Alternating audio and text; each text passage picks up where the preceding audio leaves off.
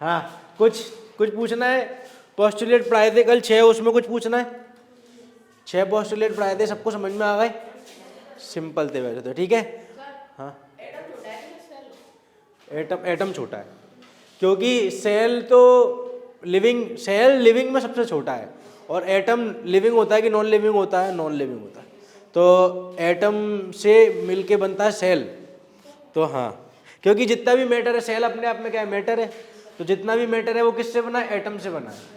हमने सेल सबसे छोटा पढ़ा था, वो किसमें पढ़ा था कि लिविंग अगर चीज़ें कंसीडर करी जाएँ तो बायोलॉजी में जो सबसे छोटी लिविंग चीज़ है वो क्या है? सेल है, ठीक है। इसलिए वो सबसे छोटा उधर बोला गया था। तो ठीक है, अच्छा क्वेश्चन है, आगे बढ़े। अब वो नेक्स्ट टॉपिक में वो बात कर रहा है कि एटम क्या होता है। तो अपन चैप्टर की शुरुआत से पढ़ते ही आ रहे हैं एटम क्या है। तो दुनिया में जितनी भी चीज़ बनी है वो किससे बनी है? जिस तरीके से हमने बायोलॉजी में पढ़ा था कि सेल से मिल मिल के क्या बनता है? ऑर्गेनिज्म, ठीक है। जिस तरीके से कोई भी बिल्डिंग है वो ईंट से मिल मिल के एक ईंट से एक ईंट बनाते हैं तो कमरा बन जाता है, कमरे से कमरा बनाते हैं तो मंजिल बनती है, मंजिल से मंजिल बनाते हैं तो बिल्डिंग बन जाती है। तो बेसिक चीज़ क्या हुई? ईंट हुई ना, बिना ईंट के बिल्डिंग नहीं बन सकती। उसी तरीके से मैटर के लिए बेसिक चीज़ क्या हुई? एटम हुई। तो कोई पूछता है कि एटम क्या होता है तो उसके जवाब में अपन क्या बोलेंगे? बिल्डिंग ब्लॉक ऑफ मैटर, ठीक है। ये बात तुमको समझ में आ रही है? ये इसने यहाँ पे लिख रखी है। पहला पैराग्राफ पढ़ लो, व्हाट इज एन एटम के अंदर इसमें कुछ पूछना हो तो बताओ। बहुत सिंपल है, अपन पढ़ते ही आ रहे हैं अभी तक। अच्छा, what about the building block of an atom? हाँ, बोल रहा है कि कुछ भी हो। इसने सबसे लास्ट लाइन पढ़ो इस वाले पैराग्राफ की कि छोटे से छोटा रेत का अगर आप एक पार्टिकल भी ले लोगे वो भी किससे बना है? एटम से बना है। समझ में आ रही है? तो वो बोलना चाह रहा है कि दुनिया की बड़ी से बड़ी चीज और छोटी से छोटी चीज सब किससे बनी है? एटम से। चलो, कोई दिक्कत है अब इसमें? आगे बढ़ जाए। अब आगे आ गया कि एटम जो होते हैं वो एक्चुअली में कितने बड़े होते हैं। अब हमको इसकी बात करनी है। समझ में आ रहा है क्या बात करने वाले हैं? कि एटम अगर सब चीज सारा मैटर अगर एटम से बना है तो सबसे पहले तो तुम ये बताओ कि एटम हमारे लिए इंपॉर्टेंट हो गए कि नहीं हो गए? अगर पूरा मैटर एटम से बनता है तो एटम की जानकारी हमको होनी चाहिए कि नहीं? तभी तो हम अपने आसपास की दुनिया के बारे में समझ पाएंगे। समझ में आ रही है कि नहीं? तो इसीलिए एटम बहुत इंपॉर्टेंट है। तो अब कोई भी चीज़ अगर इंपॉर्टेंट होती है तो हम क्या चाहते हैं? उसके बारे में और ज़्यादा पता करना चाहते हैं। तो सबसे पहला सवाल इसमें पूछा जा रहा है कि एटम एक्चुअली में कितने बड़े हैं। तो अब तुमको पता है कि एटम बड़े तो है नहीं, एटम कैसे हैं? बहुत। और एटम इतने छोटे हैं कि उनको माइक्रोस्कोप से भी नहीं देखा जा पा रहा। कितने छोटे हैं? जैसे अपन ने बायोलॉजी में सेल का जो पहला पेज पढ़ा था उसमें क्या देखा था कि ऑनियन की पील को अगर आप माइक्रोस्कोप के अंदर रखोगे तो आपको सेल दिख जाएगा। तो इसका मतलब सेल इतना छोटा भी नहीं है कि उसको देखा ना जा सके।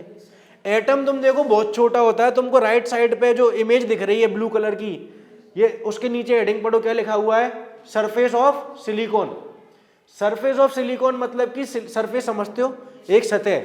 तो सरफेस ऑफ सिलिकॉन का ये माइक्रोस्कोप के अंदर से ऐसी इमेज निकली है। अब तुम ये समझो कि एटम यहाँ पे एक दिख रहा है कि बहुत सारे दिख रहे हैं? तो तुम समझो कि एटम इतना छोटा है कि माइक्रोस्कोप से देखने के बाद भी एक एटम नहीं दिख पा रहा है, पूरी सरफेस दिख पा रही है। समझ में आई? तो तुमको समझ में आ रहा होगा कि एटम कितना छोटा है। एटम बहुत छोटा है। अब अपन अगर नंबर की बात करें तो एटम कितना छोटा है समझ लो। अच्छा, एक चीज तुमको पता होनी चाहिए कि जैसे कोई चीज बहुत बड़ी होती है तो उसको नापने के लिए हम यूनिट दूसरी लेते हैं, कोई चीज बहुत छोटी होती है तो उसको नापने की यूनिट दूसरी लेते हैं। अगर बात करी जाए तो छोटी यूनिट कौन सी होती है? तो बेटा सेंटीमीटर होता है। चलो चल गया, सेंटीमीटर होता है बेटा, ठीक है। सेंटीमीटर कितना होता है?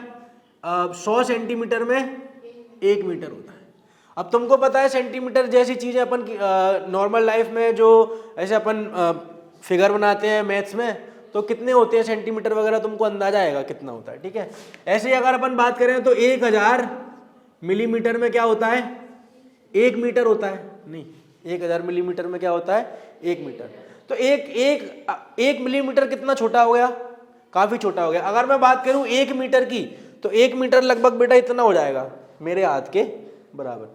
तो तुम सोचो कि यहां से यहां तक में कितने मिलीमीटर आ गए? 1000। तो मिलीमीटर अपने आप में कितना छोटा हो गया? समझ में आ रहा है कि नहीं आ रहा? तो इसी तरीके से एक यूनिट और होती है जिसको बोला जाता है नैनोमीटर। क्या बोला जाता है? नैनोमीटर। अब बेटा नैनोमीटर कितना होता है वो समझ लो। तो 100 10⁹ यानी कि 100 करोड़, 10⁹ यानी कि 100 करोड़। 10⁹ को अगर इंग्लिश में बोला जाए तो उसको बिलियन भी बोला जाता है। क्या बोला जाता है? तुम यूट्यूब वगैरह चलाते हो तो उस पर तुम देखते हो ना कि इसके इतने मिलियन फॉलोअर हैं, तो मिलियन मतलब होता है 10 लाख और बिलियन मतलब 100 करोड़। तो 10⁹ नैनोमीटर कितना होता है? 1 मीटर के बराबर। तुम देख रहे हो कि मीटर की ही छोटी यूनिट है, सेंटीमीटर भी मीटर की छोटी यूनिट है, मिलीमीटर भी मीटर की छोटी यूनिट है, इसी तरीके से नैनोमीटर भी मीटर की ही छोटी यूनिट है। क्या इससे छोटी भी होती है? बिल्कुल इससे छोटी भी होती है, बट उनकी हमको जरूरत नहीं है। ठीक है, अब तुम सबसे पहले तो ये समझो कि एटम कितना छोटा होता है। तो अगर मैं बात करूं, मान लो यहां से लेके यहां तक, बेटा लेके आ जरा, एक जा लेके आ, कोई लेके आओ, बिना उसके काम चल नहीं पा रहा, मुझे भी नए खरीदने पड़ेंगे, बहुत इनकी खराब हालत हो चुकी है। 10 मिलियन, 100 मिलियन 10 करोड़, 1000 मिलियन माने 100 करोड़, और 1000 मिलियन को ही 1 बिलियन बोलते हैं। अपने यहाँ पे 100 से इंटू चलता है, और आउटसाइड वर्ल्ड में, जो अपने इंडिया के बाहर है, वेस्टर्न वर्ल्ड में, वहाँ पे 1000 से इंटू चलता है। जैसे अपने यहाँ पे 1000 में अगर 100 का इंटू करेंगे तो लाख बन जाएगा, लाख में 100 का इंटू करेंगे तो करोड़ बन जाएगा। वहाँ पे क्या चलता है? 1000 चलता है। तो जैसे अपने उनके बोलेंगे कि मिलियन से बिलियन में जाने, मिलियन से बिलियन में जाने के लिए 1000 से इंटू करना पड़ेगा, है ना। बिलियन से ट्रिलियन, बिलियन से ट्रिलियन जाने के लिए भी 1000 से इंटू करना पड़ेगा। तो हाँ, अपन क्या बात कर रहे थे? हाँ, तो अब यहाँ पे देखो तुम लोग कि एटम कितना छोटा है। तो अब मान लो ये यहाँ से लेके यहाँ तक मैं एक बना देता हूँ, ये लेंथ कितनी होगी? करीब करीब 1 सेंटीमीटर की तुमको दिख रही है, बोलो आया ना। अब मेरे पास स्केल नहीं है, पर मान के चल लो कि ये 1 सेंटीमीटर की क्या बोलते हैं, लेंथ है। और तुम यहाँ से इस वाली लेंथ पे एक के बगल में, एक के बगल में, एक के बगल में एक ऐसे एटम लगाते चलो, एक के बगल में, एक के बगल में, एक के बगल में एक ऐसे एटम लगाते चलो, तो तुम सोच के बताओ कि इतने से 1 सेंटीमीटर की लेंथ में एक के बगल में एक कितने एटम आ सकते हैं? कितने आ सकते हैं? पहले तो मेरा सवाल समझ में आ रहा है, कितने आ सकते हैं वो भी तुम छोड़ो। तुम ये बताओ कि यहां से लेके यहां तक ये कितना छोटा सा लेंथ है ना, इस लेंथ में भी एक के बगल में एक अगर अपन एटम लगाएंगे तो कितने आ जाएंगे? 1 करोड़। कितने आ जाएंगे? 1 करोड़ इतनी सी जगह में। तो तुम अंदाजा लगा सकते हो ना फिर कि एटम कितना छोटा होगा? लगा सकते हो अंदाजा कितना छोटा होगा? समझ में आ रही है कि नहीं? अब तुम देख रहे हो कि ये जो एटम है वो इतना छोटा होता है कि उसको नापा किस में जा रहा है? फिर नैनोमीटर। अब तुम्हारी बुक में टेबल दी है, उसमें तुमको बताया गया है कि कौन से एटम का साइज कितना है। तो तुम देख सकते हो कि हाइड्रोजन एटम के लिए क्या बोल रहा है? 10⁻⁻10 मीटर। यानी कि हाइड्रोजन एटम की अगर बात करें, 10⁻10 मीटर कितना हो गया? This is equal to 0.1 nanometre. यानी कि नैनोमीटर में भी 0.1। अब तुम समझ सकते हो ना यार ये कितना छोटा है। और अब तुमको समझ में भी आ रहा होगा कि ये माइक्रोस्कोप के अंदर जाके भी क्यों नहीं दिख रहा है। समझ में आई? और अब तुम सोचो कि जब एटम ही नहीं दिखता है तो इलेक्ट्रॉन वगैरह की तो तुम सोच भी नहीं सकते हो। इलेक्ट्रॉन तो एटम से भी छोटा होता होगा, क्योंकि इलेक्ट्रॉन किसके अंदर आता है? समझ में आ रही है मेरी बात? तो तुम समझो कि हम कितनी छोटी छोटी चीजों की बात कर रहे हैं। साइंस जो है वो इतनी छोटी चीजों से लेके पूरे यूनिवर्स की बात करती है। साइंस एटम से लेके पूरे यूनिवर्स तक में एप्लीकेबल है। तो तुम समझो कि साइंस कितनी बड़ी चीज है। समझ में आ गया एटम कितना छोटा है? चलो इसको पढ़ लो फटाफट से, फिर आगे बढ़ेंगे। ये कैलकुलेशन वगैरह मैंने बता दी है, ज़्यादा कुछ ऐसे इंपॉर्टेंट तो नहीं है, बट हाँ समझने के लिए कि एक्चुअली में हो क्या रहा है तुम देख लो। एंट का बेटा साइज बता रहा है वो कि एक जो चींटी होती है उसका साइज कितना है। चींटी तो डेली लाइफ में अपन देखते हैं ना, तो वो बोल रहा है कि चींटी का साइज इतना होता है।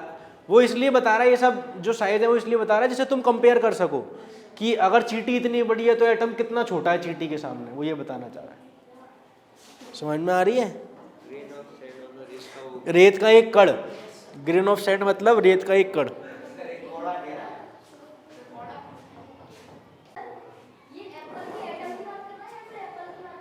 एप्पल की बात कर रहा है। एटम, एप्पल कोई एटम मतलब एप्पल किसी एक फिक्स एटम से थोड़ी ना बना है, उसमें तो अलग अलग तरीके के कंपाउंड, अलग अलग तरीके के एलिमेंट होंगे। तो वो मटेरियल की बात कर रहा है, एप्पल की ही बात कर रहा है। चलो पढ़ लिया है, कोई पूछना है क्या? तो एटम कितना छोटा है समझ में आ गया। एप्पल पूरे एप्पल की बात कर रहा है कि उसके एक पार्ट की बात कर रहा है? एप्पल पूरे की बात कर रहा है बेटा। चलो आगे बढ़ जाएं, आगे बढ़ जाएं। चलो आगे। इसमें एप्पल में 10 की पावर -7 दिया है, इसमें वाटरमेलन की 10 की पावर -7 दिया है। हाँ तो उसके वाटरमेलन छोटे होंगे बेटा, मेरे को क्या पता। अब उनने जो दे दिया वो दे दिया। इसमें वाटरमेलन हाँ हाँ कोई बात नहीं, इतना टेंशन मत लो तुम, चलता है। उसने छोटा वाला मिला होगा उसको, उसको क्या पता, उसका पूरा नहीं हो पाया होगा। अब आगे सुन लो, अब आगे सुन लो। आगे अब अपन को क्या पढ़ना है कि ये जो आज के समय में एलिमेंट्स वगैरह हैं, उनके सिंबल और उनके नाम किस तरीके से आए हैं और किस तरीके से हमको पता लगा, ठीक है। तो वो हम पढ़ते हैं। अब देखो आज के समय में हमको पता है कि पीरियोडिक टेबल में कितने सारे एलिमेंट्स हैं। उस दिन बात करी थी 117 या फिर 116 जितने भी हैं, कुल मिला के 100 से ज़्यादा एलिमेंट है, ठीक है। अब 100 से ज़्यादा एलिमेंट अगर हैं तो उनके बारे में हमको पता होना चाहिए, ये तो तुम समझ ही गए हो, ज़रूरी है। अब तुम एक बात समझो सबसे पहले तो कि जैसे अगर अपन अपनी नॉर्मल क्लास की बात करते हैं, जैसे मान लो मैं तुम्हारी क्लास में जब पहली बार आया था तो तुम कुछ 20-22 बच्चे हो मान लो। अब आज के समय में तो मुझे तुम सबके नाम याद हो चुके हैं क्योंकि अपन बहुत दिन से पढ़ते आ रहे हैं और अपन डेली मिलते हैं। पर तुम सोच के देखो कि अगर इसी क्लास में 117 बच्चे या 120 बच्चे होते तो मेरे को नाम याद करने में बड़ी दिक्कत आती, है या ना। हो सकता है 1 साल में याद हो पाते, हो सकता है 2 साल में याद हो पाते, पर तुम बस इतना समझो कि यहाँ दिक्कत तो आती। जितने ज़्यादा लोग होंगे उनका नाम याद रखने में उतनी ज़्यादा दिक्कत आएगी और उतना ही क्या लगेगा, समय लगेगा। तो इसीलिए इस चीज़ को आसान बनाने के लिए क्या किया गया है, साइंटिस्टों ने कुछ नियम अपनाए हैं जिनकी मदद से हम ये जो एलिमेंट्स हैं उनका नाम आसानी से याद रख सकें। समझ में आई कि नहीं आई? अब सबसे पहले एक बात ये है कि तुमको पता है कि साइंस जो है वो समय के साथ आगे बढ़ती है। तो स्टार्टिंग में ये जो 117 एलिमेंट हैं, स्टार्टिंग में नहीं बताते कि इतने हैं। स्टार्टिंग में क्या बताते कि कुछ बेसिक वाली बताते, जो तुमको यहाँ पे 10-12 दिखा रहे हैं पहले वाले पेज पे। बोला है कि स्टार्टिंग में इतने ही बताते। अब स्टार्टिंग में अगर इतने ही बताते, तुम सोच के देखो कि किसी क्लास में 10 ही बच्चे हैं, तो फिर उसमें अपन दिमाग थोड़ा लगाएंगे कि तुमको सिंबल दिया जाए कि तुमको कुछ दिया जाए। 10 बच्चे हैं तो आराम से नाम याद हो जाएंगे, ठीक है। इसीलिए क्या हुआ, स्टार्टिंग में जितने भी एलिमेंट पाए गए, मेरी बात सुनना, स्टार्टिंग में जितने भी एलिमेंट पाए गए उनको किससे दर्शाते थे, उनके एक पर्टिकुलर सिंबल से। और वो सिंबल कौन से है तुमको दिख रहा होगा, देख लो एक बार अच्छे से। समझ में आ रहा है? सिंबल समझ में आ रहा है सबको? दिख रहा है तुमको? अब तुम ही सोच के बताओ कि इस तरीके से सिंबल अगर अपन इस्तेमाल कर रहे हैं तो पहली बात तो चलो हम एक बात ये भी मान लेते हैं कि मान लेते हैं चलो कि 16 एलिमेंट ही पाए गए। ये कितने हैं, 12 हैं। कितने हैं, 12 है ना। मान लेते हैं चलो 12 ही पाए गए।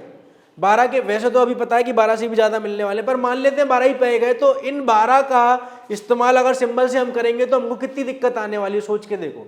क्योंकि समय के साथ केमिस्ट्री जैसे आगे बढ़ी, तो केमिस्ट्री आगे बढ़ी तो तुमने देखा होगा हमको रिएक्शन भी लिखनी पड़ती है ना। और अभी तो तुम छोटी छोटी रिएक्शन देखते हो, रिएक्शन एक्चुअली में बहुत बड़ी बड़ी भी होती हैं। जैसे कि अगर फोटोसिंथेसिस वाले की बात करें तो फोटोसिंथेसिस में रिएक्शन क्या होती है, एक सेकंड रुकना। हाँ, अब फोटोसिंथेसिस में एक ये वाली रिएक्शन होती है कि ग्लूकोज जो है वो ब्रेक डाउन हो जाता है और उससे क्या मिलता है, CO2 + H2O। अब ये भी एक बहुत छोटी रिएक्शन है, इससे भी बड़ी बड़ी होती हैं।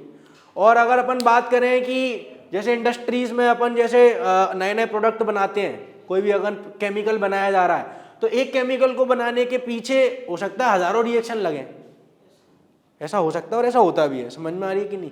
तो तुम सोचो कि उन रिएक्शन को अगर तुम पेपर पे इन सिंबल्स की मदद से लिखोगे तो कितना डिफिकल्ट होने वाला है। समझ में आ रही है? और तुमको पता है कि ये सिंबल आज के समय में इस्तेमाल नहीं होते, क्योंकि आज के समय में क्या इस्तेमाल हो रहा है, लेटर। क्या इस्तेमाल हो रहा है? पर ये समझना बड़ा जरूरी है कि सिंबल का जाना जरूरी क्यों था और लेटर का आना जरूरी क्यों था, वो तुमको समझ में आ रहा है, जिससे कि हमारे लिए चीजें कैसी हो, आसान हो जाए। तो इसीलिए फिर क्या किया गया कि ये जो सिंबल है उनको हटाया गया। जैसे जैसे हमारे पास एलिमेंट्स आते गए वैसे वैसे नाम रखने के लिए हमने नए तरीके अपनाए, और वो नए तरीके क्या थे वो सुन लो। तो क्या था स्टार्टिंग में, अच्छा सबसे पहले तो एक चीज समझो कि आज के समय में ये जितने भी नामांकन करने वाली काम है ये कौन करता है? IUPAC। IUPAC क्या है? जैसे इंडिया में सबसे बड़ी कोर्ट कौन सी होती है? Supreme court. कोई भी केस होता है अगर सुप्रीम कोर्ट ने जो बोल दिया वो फाइनल है। उसी तरीके से केमिस्ट्री में सबसे बड़ा जो ऑफिस है या सबसे बड़ा जो ऑर्गेनाइजेशन है वो कौन है? IUPAC। कोई नया एलिमेंट आया, जैसे आज के समय में साल भर में कुछ ना कुछ नए एलिमेंट आते जाते हैं, ठीक है, और मान लो अभी भी ऐसा कुछ फिक्स नहीं है कि 17 ही है, हो सकता है आगे चल के हमको और मिल जाए। तो अब जो भी नया एलिमेंट आ रहा है या जो भी नया कंपाउंड मिल रहा है या फिर जो भी नियम बनाने हैं वो कौन बनाएगा? IUPAC। तो आज के समय में तो जो भी डिसीजन लेना है वो कौन ले लेगा? IUPAC। पर IUPAC भी अभी कुछ टाइम का ही है, शुरू से तो वो भी नहीं था। तो IUPAC से पहले की बात मैं बता रहा हूं, आज के समय में कौन डिसीजन लेता? IUPAC। अब IUPAC से पहले की बात सुन लो, तो बिफोर IUPAC, उससे पहले क्या होता था? तो उससे पहले साइंटिस्टों ने डिसाइड किया कि हम जो एलिमेंट है उनके लेटर से ही उनका नाम बनाने लग जाएंगे। तो इसीलिए क्या किया कि हाइड्रोजन का क्या हो गया? सीधे सीधे हाइड्रोजन का क्या हो गया? H, ठीक है। ऑक्सीजन का क्या हो गया? O। पर इसमें फिर उन्होंने एक और चीज डिसाइड करी कि जैसे जिंक है, जिंक, तो जिंक का क्या होता है? Zn। अब उन्होंने डिसाइड किया कि Zn हम ऐसे नहीं लिखेंगे, हम Zn लिखेंगे। बोलते हैं कि फर्स्ट लेटर कैसा होना चाहिए? फर्स्ट लेटर कैपिटल होना चाहिए, और सेकंड कैसा होना चाहिए? स्मॉल होना चाहिए। हाँ, तो ये दो उन्होंने बताए। तुम देखो बुक में लिखे हैं क्या? तुम देखो बुक में लिखे हैं क्या? इसीलिए अगर अपन कोबाल्ट की बात करें तो कोबाल्ट की बात करें तो बेटा कोबाल्ट होता है कैपिटल C और स्मॉल, और अगर किसी ने कैपिटल C और कैपिटल O लिख दिया तो उसको कोबाल्ट पढ़ा जाएगा कि कार्बन मोनोऑक्साइड पढ़ा जाएगा। कल मैंने तुमको बताया था कार्बन मोनोऑक्साइड। तो ये चीज का तुम खास करके ध्यान रखना कि कैपिटल कौन सा है और स्मॉल कौन सा है, ठीक है। बड़ा सिंपल सा रूल है कि पहला लेटर कैसा होना चाहिए? कैपिटल, और दूसरा लेटर स्मॉल। समझ में आ गई? तो इस तरीके से क्या हुआ, इस तरीके से हमने नाम देना शुरू कर दिया और उससे काफी आसानी पड़ी। अब पर तुम देखोगे कि फिर जैसे कि सोडियम की बात करते हैं, सोडियम, तो सोडियम का तुम्हारे हिसाब से क्या होना चाहिए? SO होना चाहिए, अगर इस तरीके से चले जाए तो। समझ में आ रही है कि नहीं? तो कुछ एलिमेंट ऐसे हैं जिनका नाम उनके ओरिजिन के बेसिस पे दिया गया कि जिसने खोजा था या फिर जहां से खोजा गया था उधर से। तो तुमको पता है कि सोडियम का क्या होता है? Na, और सोडियम का पूरा नाम असली में क्या था? नेट्रियम, ठीक है। इसी तरीके से कॉपर का बेटा क्या था? Cu, जिसको कि क्या बोला जा रहा है? सिप्रस बोला जा रहा है। क्या बोला जा रहा है? देखो जरा, कुल मिला के लॉजिक समझो, उससे नाम तो अभी अपन को याद नहीं रखने। गोल्ड की बात करें तो गोल्ड का होता है Au, जो कि क्या होता है? ऑरम, ठीक है। अगर लीड की बात करें, लीड एक एलिमेंट होता है जो क्या बोलते हैं, काफी जगह पाया जाता है। तो लीड की बात करें तो लीड का होता है Pb, और उसका नाम क्या होता है? प्लम्बम। कुल मिला के तुमको ये याद नहीं रखना कि किसका क्या नाम है, कुल मिला के बस लॉजिक समझना है कि कुछ कुछ एलिमेंट ऐसे हैं जिनका की नाम अलग है और सिंबल अलग है। तो उसका लॉजिक क्या है तुमको पता होना चाहिए, ठीक है। अब तुम इसको पढ़ सकते हो कि इसमें क्या क्या लिखा है, ठीक है। जैसे आयरन के लिए क्या बोल रहा है? फेरस, फेरम, फेरम से आया है। हाँ ठीक है। पोटेशियम का के होता है तो केलियम से आया है। इस तरीके से और भी बहुत सारे होते हैं, मैंने तुमको बता रखे हैं, इनसे तुम्हारा काम चल जाएगा। इसमें कोई डाउट हो तो पूछ लो, और नीचे इसमें कोई डाउट हो तो पूछ लो, और नीचे पूरी टेबल बनी हुई है, उसमें तुम देख सकते हो, उसमें तुम देख सकते हो कि सब कुछ दिया हुआ है। तो आज के लिए इतना ही रखते हैं, इसके आगे कल पढ़ेंगे। तो वीडियो कैसा लगा आप कमेंट करके ज़रूर बताना। अगर आपको वीडियो से कुछ सीखने मिला है और आपको वीडियो पसंद आया है तो आप वीडियो को लाइक कर दीजिए, और इसी तरीके के वीडियोस देखने के लिए चैनल को सब्सक्राइब कर दीजिए। अगर आप कुछ बात करना चाहते हैं या फिर आपके कोई डाउट है तो आप मुझे इंस्टाग्राम पर फॉलो कर सकते हैं, लिंक डिस्क्रिप्शन में आ रही होगी। तो आज के वीडियो के लिए इतना ही, अब हम मिलेंगे अगले वीडियो में, जब तक के लिए बाय बाय।